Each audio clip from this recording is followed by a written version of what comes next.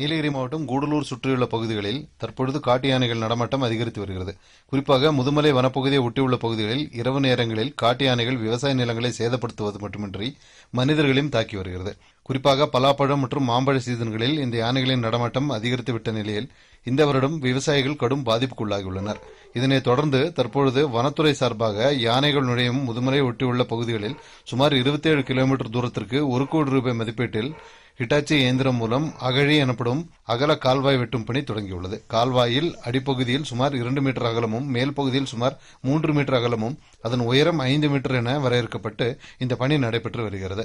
இந்த பணிகள் முடியும் பட்சத்தில் யானைகள் ஊருக்கு வருவதை தடுக்க முடியும் என வனத்துறையினர் நம்பிக்கை தெரிவித்துள்ளனர். தமிழ்நாடு வனத்துறை சார்பாக ஆண்டுதோறும் ஒருங்கிணைந்த பறவைகள் கணக்கெடுப்பு நடைபெறுகிறது.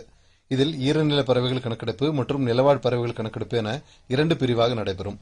2025-26 ஆண்டிற்கான முதற்கட்ட ஈரநில பறவைகள் கணக்கெடுப்பு 2025 ஆண்டு டிசம்பர் மாதத்தில் முடிவடைந்த நிலையில் அதன் தொடர்ச்சியாக நிலவாழ் பறவைகள் கணக்கெடுப்பு நடைபெற்றது.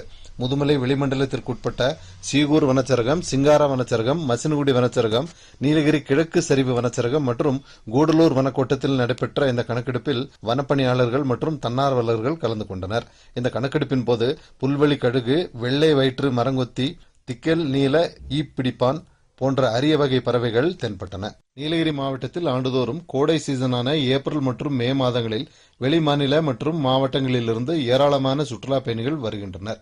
சுற்றுலா பயணிகள் கண்டு களிக்க உதகை அரசு தாவரவியல் பூங்காவில் மலர் கண்காட்சி நடத்தப்படுகிறது. இந்த மலர் கண்காட்சிக்காக பூங்கா முழுவதும் மலர் நாற்றுகள் நடப்படுவது வழக்கம். இந்நிலையில் வருகிற மே மாதம் நடைபெறவுள்ள 128வது மலர் கண்காட்சிக்கான நடவு செய்யும் பணி தொடங்கி நடைபெற்று வருகிறது. இதனை நீலகிரி மாவட்ட ஆட்சியர் லட்சுமி பவ்யா தண்ணீரு தொடங்கி வைத்தார்.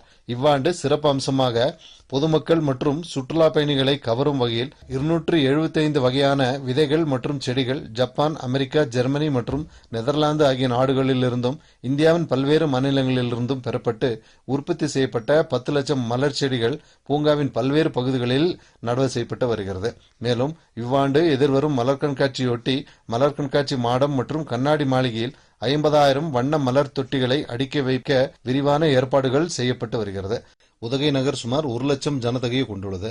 இங்குள்ள 27,000 வீடுகளில் 15,000 வீடுகளுக்கும் இங்குள்ள சுற்றுலா விடுதிகளுக்கும் உதகை நகராட்சி மூலம் குடிநீர் விநியோகிக்கப்படுகிறது. பார்சன்ஸ் வேலி அணையிலிருந்து உதகை நகருக்கு தேவையான தண்ணீரில் 95% வழங்கப்படுகிறது. இந்த நிலையில் இந்த குடிநீரின் தரத்தையும் தூய்மை தன்மையை அதிகரிக்க மாவட்ட நிர்வாகம் நடவடிக்கை மேற்கொண்டுள்ளது. எனவே இந்த தண்ணீரை சுத்திகரிக்க சிறந்த சுத்திகரிப்பு தொழில்நுட்பங்களை கொண்டுள்ள பாபா அணு ஆராய்ச்சி நிலையத்துடன் ஒப்பந்தம் மேற்கொண்டுள்ளது.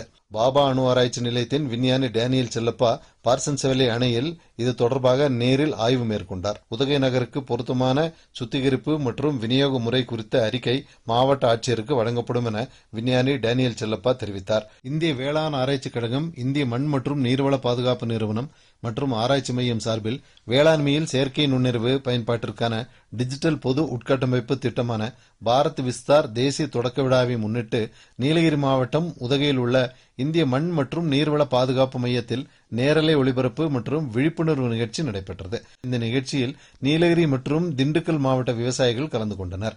நிகழ்ச்சியில் கலந்து கொண்ட விஞ்ஞானிகள் பாரத் விஸ்தார் மொபைல் செயலி பயன்பாட்டின் பல்வேறு நன்மைகள் குறித்து எடுத்துரைத்தனர்.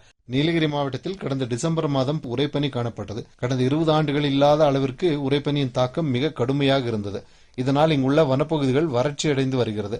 கோடைக்காலம் தொடங்க உள்ளதால் காட்டுத்தீ ஏற்படும் அபாயம் உள்ளது. எனவே காட்டுத்தீ தடுப்பு வார விழாவை முன்னிட்டு முதுமலை புலிகள் காப்பகம், மசினகுடி வனக்கோட்டத்திற்குட்பட்ட சிங்காரா வனச்சரகம், மசினகுடி வனச்சரகம் மற்றும் சீகூர் ஆகிய வனச்சரகங்களில் உள்ள கிராமங்களில் வனத்துறை சார்பில் சுவற்றில் தீத்தடுப்பு விழிப்புணர்வு போஸ்டர் ஒட்டி பொதுமக்களிடையே துண்டு பிரசுரங்கள் வழங்கப்பட்டது.